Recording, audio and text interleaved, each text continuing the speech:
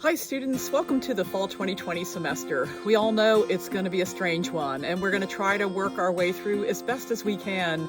I just wanted to start with this video to introduce myself for those of you that don't know me. Some of you do know me, but for those of you that don't, my name is Karen Cangelosi. Most of my students just call me Dr. C, so that's a lot easier to say. I've been teaching at Keene State for 28 years, so that's a pretty long time, and I've learned a few things over the years, I hope. This class is going to have a combination of things going on. You've probably been reading about or hearing about different kinds of course designations like hybrid versus blended versus remote. And so what we're going to be doing this semester is we're going to do a little bit of stuff that's going to be face-to-face. That's going to have to be limited. We're going to be wearing masks. We're going to be socially distanced. You all know that. And we're going to be in smaller groups, so that there's going to be kind of a limited amount of actual in-class time, although we are going to have some, and I'm excited to be able to see all of you really soon. But we're also going to be making use of online spaces in creative ways, in different ways.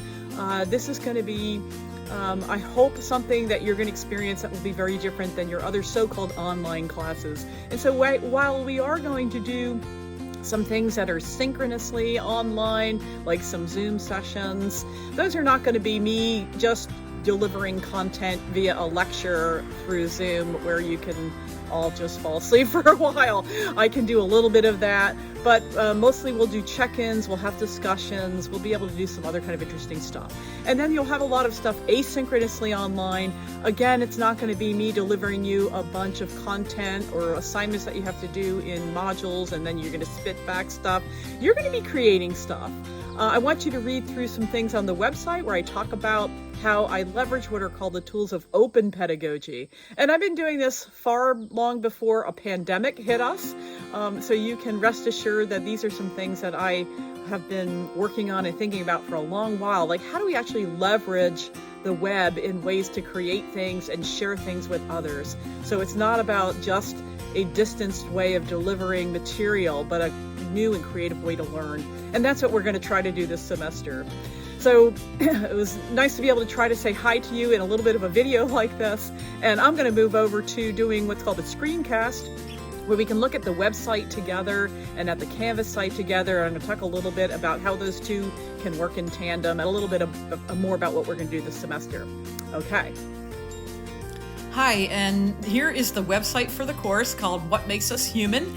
And so I think that you might find it a little bit unusual. I am going to make use of Canvas, but we're basically going to mostly use this website. And I've been using tools like this for a number of years. I think you're going to find it pretty exciting. You might want to take a look at the tools for open pedagogy, but you probably want to start with, how do I do this course? And this will tell you a little bit more about what I mean by open pedagogy. A lot of it's about giving you control, letting you drive this course, create what you want to create. You're going to be thinking about your writing, but you're going to be thinking about writing in a different kind of way. We're not going to be fixating on grammar. We're going to be talking about communicating. Like, what does it mean to say things? And when you have something to say, especially in the world today, you may have things that you want other people to hear. And we're going to be thinking more about that. We're not going to be worrying about grades, because grades just get in the way of learning. I'm going to talk more about that. Basically, you're going to grade yourself. Attendance is also something to think differently about. I'm not going to take attendance. I want you to want to come to class. And what does coming to class mean when you're talking about online anyway? And we'll, basically show up and do stuff. And that's all you need to be able to do, is to be interested, show up and accomplish some cool things. And what I'm about is giving you the opportunity to do a number of things. And I hope that you'll join me on this journey here. So what I want you to do this first week is to kind of, when you go on the website, click through here, see what some of the things are. Some of these pieces we're not going to get to till later. And so the how do I do this course, and taking a look at tools for open pedagogy a little bit, and also looking at the schedule, or be the primary things for your opening week here. So let's look at the schedule together. And this video you're already watching, and we are going to basically focus on thinking about what does it mean to be in the world today. Reading this post, like I said here, it's a little bit written for younger kids, but I think it actually has a lot of truth for all of us. And the first thing you do actually is you're gonna set up a Twitter account. Okay, so you're gonna set up a Twitter account. If you already have one, you can use that. If you feel resistant to Twitter, I'm gonna try to convince you to get over that, because there are a lot of really important academic, professional uses of Twitter. There are ways in which people leverage Twitter. As you know, certain people in the world actually use it because of how powerful it is for communicating and for getting ideas across, for networking, for job searching, for making connections. And so we're gonna get used to using Twitter to talk to each other.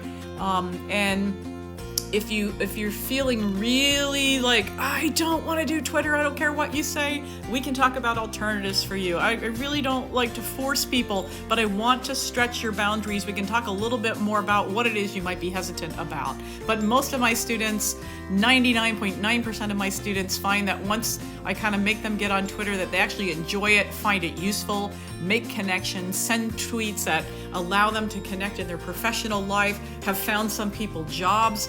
All kinds of really good stuff can happen when we engage with a larger world outside of our classroom, especially right now.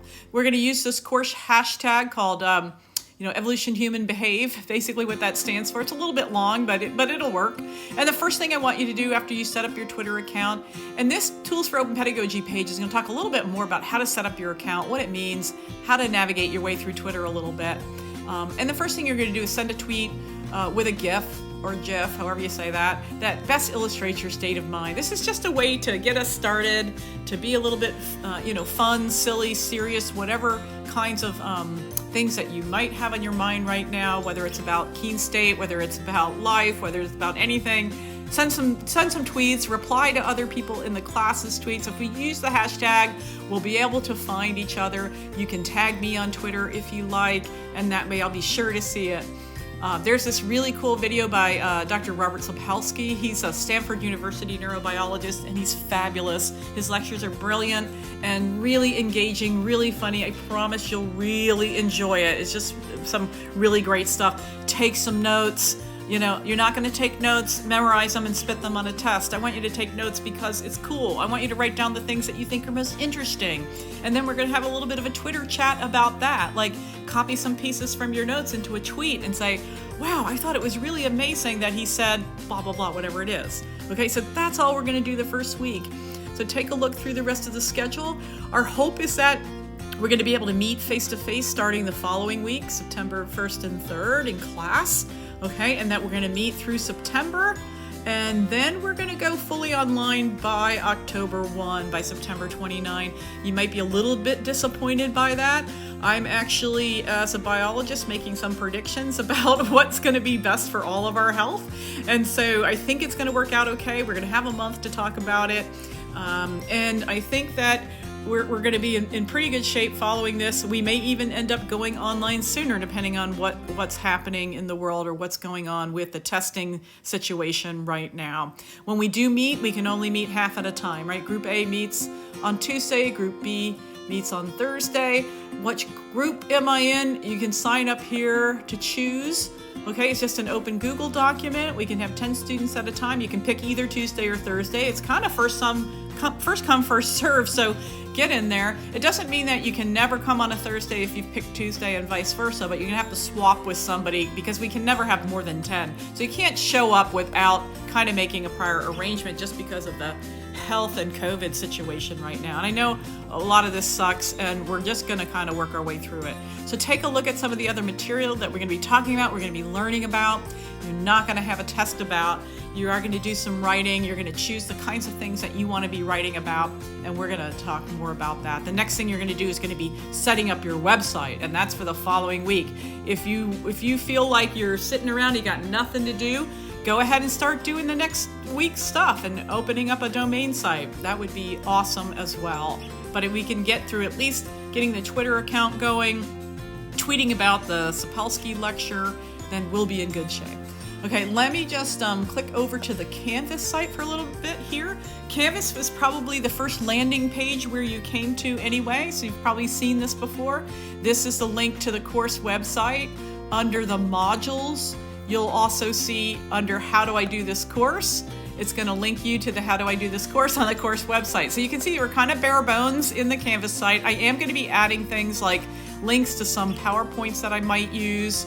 Some other kinds of handouts will be under coursework eventually. The self-assessment forms that you're going to do and turn in are going to be here. Okay, the only other thing here under so-called syllabus is some contact information for me. You can email me.